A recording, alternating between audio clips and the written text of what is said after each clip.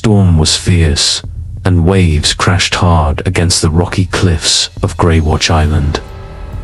Anna pulled her coat tight as she approached the old lighthouse. It had been abandoned for years, but tonight, strange lights flickered in its windows. She stopped at the rusty gate, her flashlight shaking in her hand. "Why did I come here alone?" she whispered. But the stories she heard in the village about strange voices and lights had drawn her in. The heavy wooden door creaked open by itself.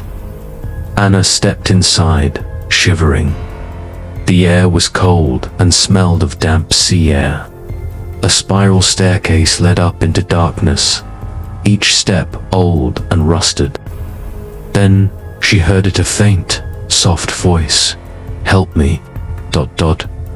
Anna froze. It sounded like a child. "Who's there?" she called. The only answer was the wind howling through the cracks in the walls. Heart racing, Anna began to climb the stairs. The voice came again, closer this time. "Please don't leave me." At the top, she found the light chamber. The room glowed with an eerie, pulsing light. In the middle stood a little girl, her back to Anna. She wore a torn white dress, and her wet hair dripped onto the floor. "Are you okay?" Anna asked, her voice shaking. She stepped forward and accidentally kicked something, a wet, old journal. The girl turned slowly. Her eyes shone like bright lights, and her face was pale and cold. "You shouldn't have come here," she said softly. Suddenly, the journal flew open on its own. Black ink spread across the pages, forming words. "The sea always takes what it is owed." The lighthouse groaned loudly, shaking like it might fall apart. Anna looked out the window and gasped. Dark shapes were rising from the ocean, shadowy figures with glowing eyes.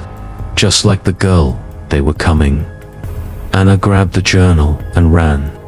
The staircase twisted and groaned, the steps crumbling beneath her feet. It felt like the lighthouse was alive, trying to trap her. She burst outside into the rain and fell onto the rocky shore, panting for air. Behind her, the lighthouse gave a loud, cracking sound and went completely dark. As the storm calmed, Anna thought she was safe until she heard it again. A soft, chilling laugh carried on the wind. She looked down at the journal in her hands. Its last page was burned into her mind. The light was never meant to guide ships. It was meant to keep something locked inside.